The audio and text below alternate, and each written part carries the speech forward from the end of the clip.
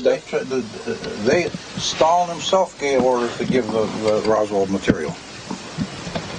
We knew that.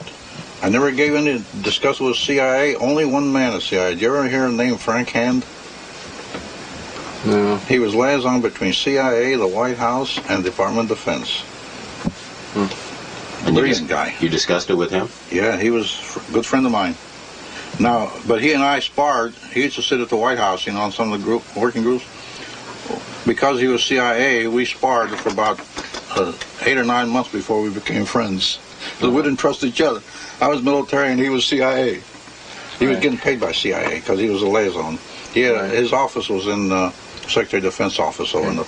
Now, earlier on, you said that the real good material came from Plains of St. Augustine. What about that? There was a crash at the Plains of St. Augustine. At the same time as Roswell, or later? Or? Later. No, about the same time. And a lot of the fiber optics came from there. And there was that one that crashed there, had an opening. And there was bodies there, too. St. Augustine was gobbled up in a hurry. Later, something mysterious happened. It disappeared. But anyway, that's another story. You mean all the material disappeared? The saucer itself.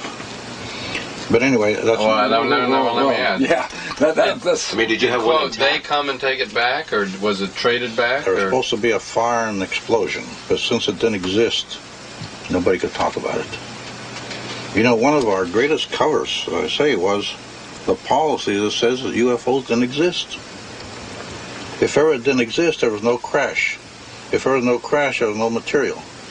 Nobody could investigate us because there was no such thing. Right. And we played that up. We moved that ahead.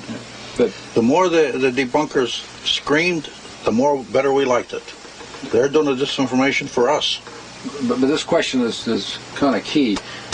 When we say it disappeared, is it something that we as humans made disappear, or something else made it disappear? No, I suspect that they made it disappear. See, I have to explain this to you. Now, this is a drawn-out thing. When the crash at St. Augustine and there, when I looked into that, my radars were picking up some things mysterious things out there. Well, I'll tell you about the church after. Here's the White Sands area. The White Sands missile range is a low-gravity area. There's supposed to be a Las Almas gap up through there in the Earth's magnetic fields. My headquarters was right here. Here's the White Sands missile range. This was my headquarters at Red Canyon. This is Trinity. Right. It was a low-gravity area. You see the block wall makes a zero up through here. And Goddard used this. Los Alamos was not set up by accident. Von Braun knew this, and so did Obert. That's for want of a better name, it's a low-gravity area. And missiles can disappear in these areas.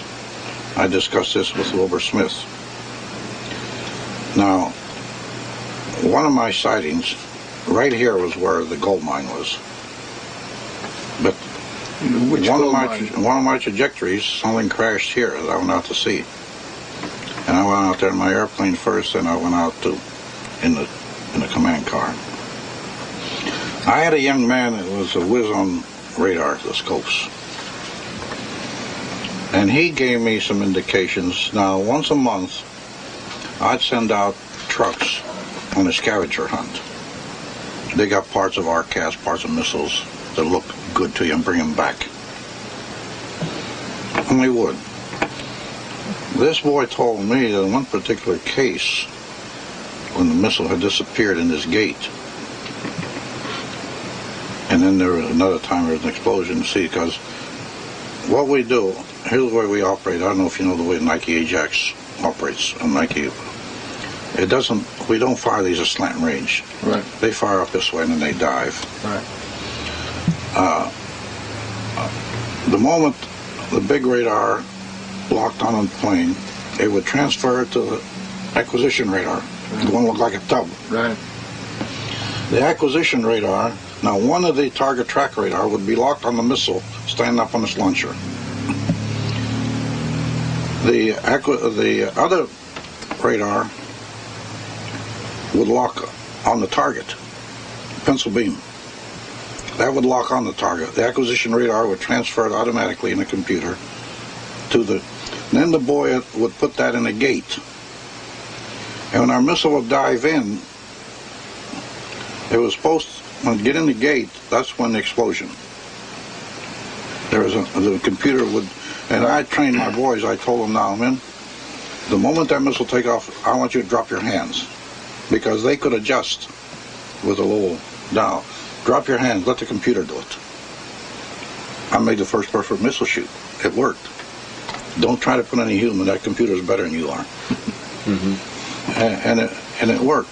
But then there were some strange things that happened. He told me in one particular case they found one of the missiles and all the holes were like the screws had been taken out.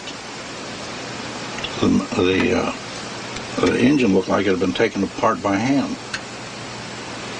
Now, strange thing happened. I saw a report on Bokanur in Russia.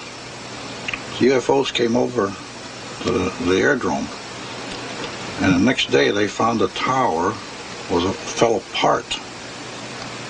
All the rivets and everything fell out of the holes. They were all clean. Now this happened to me at Red Canyon. The parts that we picked up were clean, like somebody had taken them apart. And there were no jagged edges on it, like it had been ripped.